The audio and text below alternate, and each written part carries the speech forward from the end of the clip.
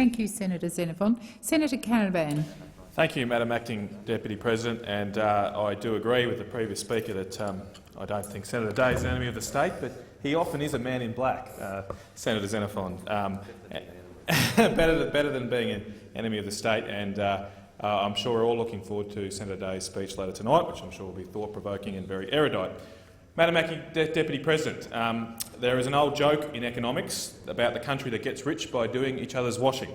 If I do my own washing, it is work, it is economic output, but it doesn't count in a country's GDP. But if I pay Bill to do it, however, suddenly the measured GDP of this economy will increase, even though no more work or wealth has been created.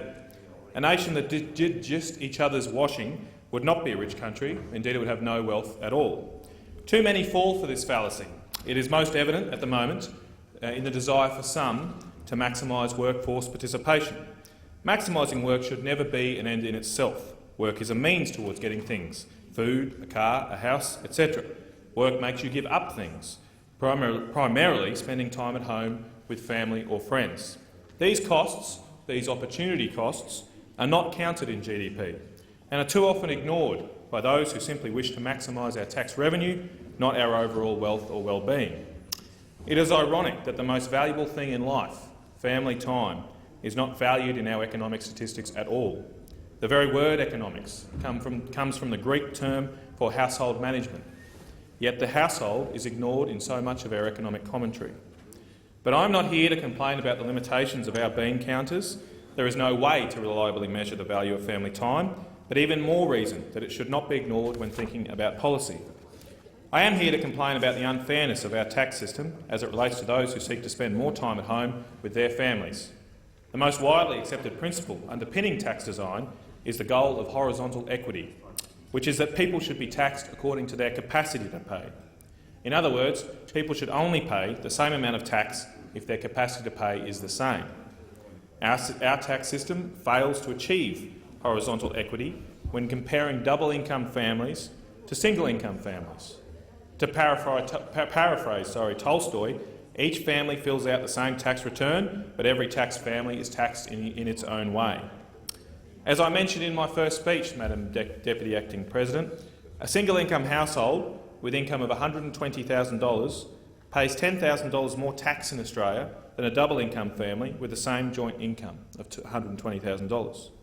Putting it another way, a double-income family could potentially earn up to $215,000 a year before they pay the same average tax rate as a single-income family on just $120,000. This is unfair. People with similar ways and means should pay similar amounts of tax.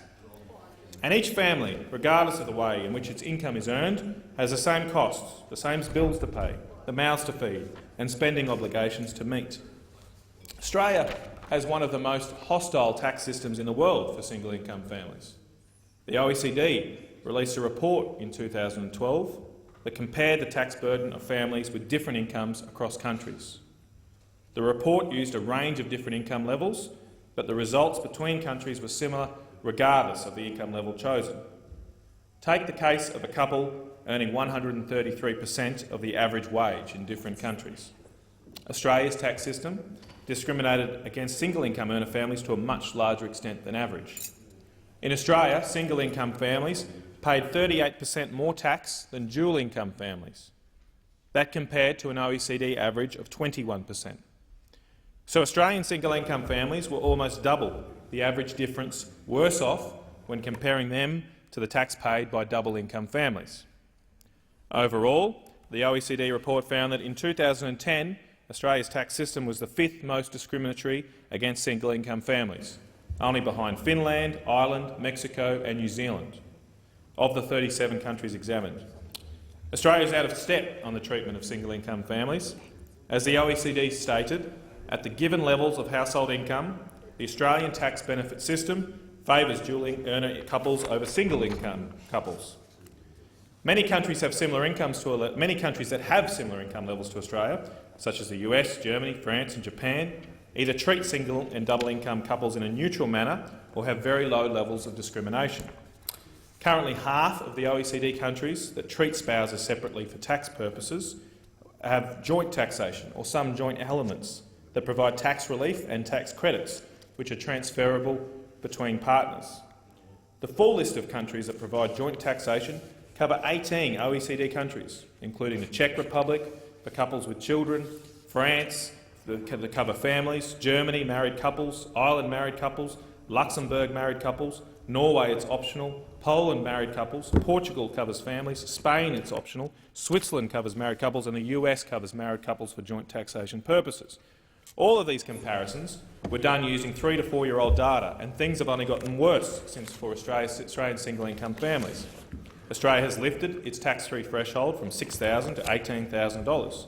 Of course, single-income families by definition have access to only one tax-free threshold, and therefore now suffer an even greater tax disadvantage to those families who can access 2 tax-free thresholds.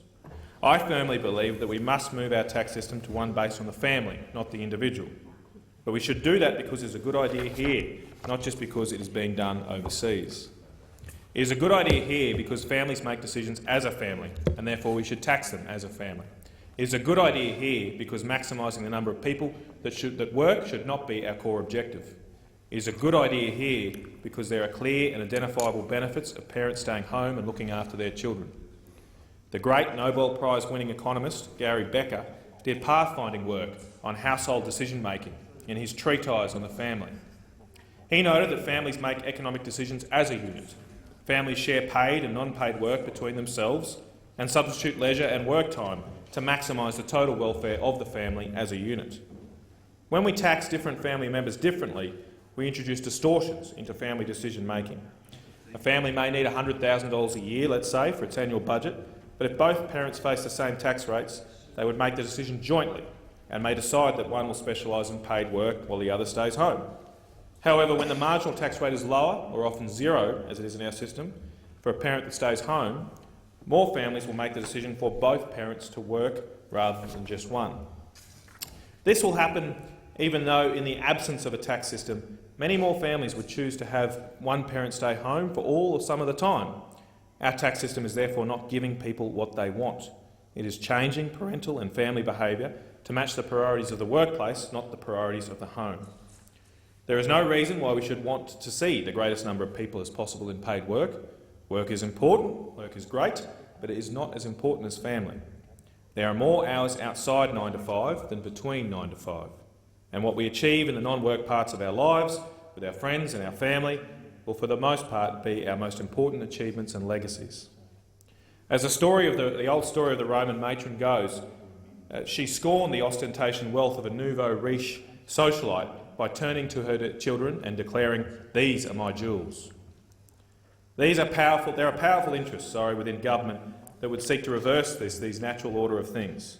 Naturally, some in government, especially those responsible for budgetary matters, and I recognise the Minister for Finance here in the chamber, would like more human interactions to occur with the intervention of an EFTPOS machine. Then we pay GST on those transactions. We pay PAYG when we go to work, and all of this ends up at the ATO. What we forget when we make all human behaviour occur through the formal market economy is LOVE. The family is the ultimate black market economy. There is no tax in the family. Even worse, for people such as the Honourable Senator for Western Australia, there are not even any cash transactions. There are those that don't like the fact that this all happens outside the supervision of government. Well, those interests should be resisted in favour of the family, in favour of the privacy and sanctity of the household and household decisions. The best teacher for a child, particularly those of a young age, is their mum or their dad. Most mums or dads don't have degrees or certificates on child behaviour or learning, but they instinctively know what to do. 2 weeks ago, or just 2 weeks tomorrow, my wife and I just had our fourth child, our fourth boy. Our boys were very happy that they had a baby brother, not a baby sister. For whatever reason, the birth this time affected me a little bit more than other times. Perhaps I'm just more comfortable in the delivery suite, having done it all before. Straight after the birth, the midwives made me take my shirt off and have some chest-to-chest time with my new son. He was as comfortable with me immediately as he was with his mum. I find it miraculous that a newborn that does not know how to talk, walk or barely see can know smells and is settled by the smell of his mum or his dad. You can't teach smells in an early childhood development class. A degree hanging on the wall means nothing to a child and won't do anything to make them feel more comfortable or safe in your care. There is no substitute for a good mum or a good dad. As the Productivity Commission said in its paid parental leave inquiry, most of the more recent evidence tends to support the view that the use of non-parental care, childcare, usually necessitated by maternal employment, when initiated within the first year of a child's life, can contribute to behavioural problems and, in some contexts, delayed cognitive development. And the OECD recently said, in a similar vein, that, and I quote, "Taking stock of the evidence, it seems that child development is negatively affected when an infant does not receive full-time personal care, breastfeeding issues aside, for at least the first 6 to 12 months of his or her life." But our tax system right now actively encourages, indeed subsidises, mums and dads to go to work and let someone else look after their child. We have got this the wrong way around. If anything, we should be encouraging mothers and fathers to spend more time with their children, not less. Some say that single-income families are subsidised because the work is provided before tax. Those that make such arguments are welcome to those arguments, but of course should take them to their logical conclusion.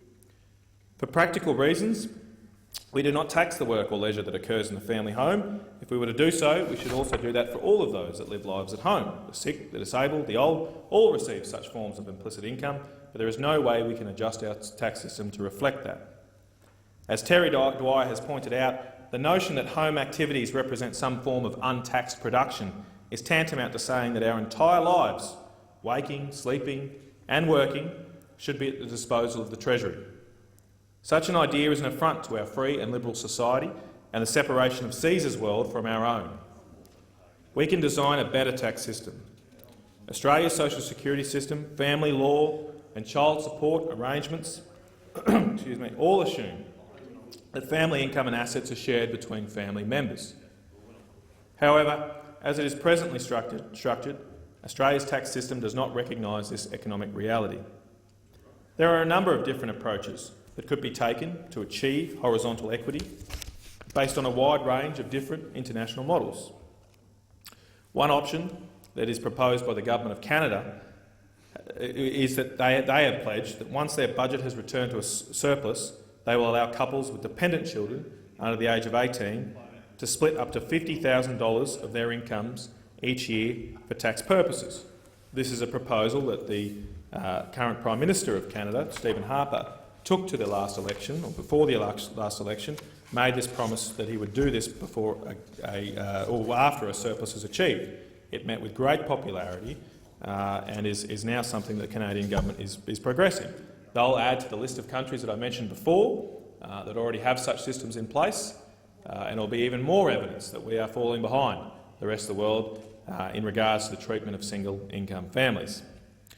This, or other initiatives that involve joint or family-based taxation, would help bring about a greater level of neutrality in our tax system, so that our system does not discriminate against or in favour of families that choose to organise their work and live lives in different ways. At the heart of any family-based tax reform should be choice. So if we went with something along the lines of Canada or US or France, we should ensure that couples always have the option to choose to file their tax individually or in a joint basis. If couples do not wish to, they could continue to file as they currently do.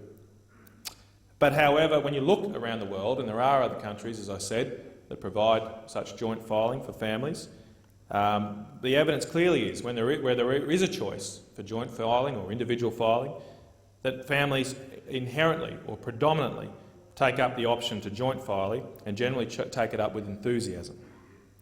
Implementing reforms that recognise the reality of family economics and include family-based taxation treatment is needed.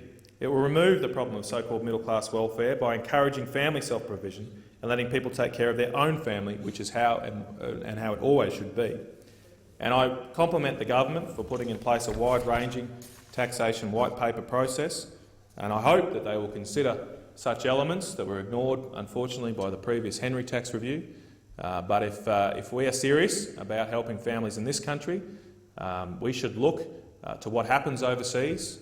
We should look to see how it is successfully and supported and popular in overseas countries, and consider that in our taxation white paper process to provide a system that does not discriminate between families and gives the best form of care for our young children. Thank you, Senator